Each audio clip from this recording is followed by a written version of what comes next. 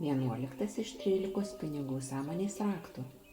Ar noriu padėti tėvams, jei jie neprašo? Tai labai jautrus klausimas, kuris paliečia pareigą, kaltės jausmą, vertę ir energetinę savarankiškumo ribą.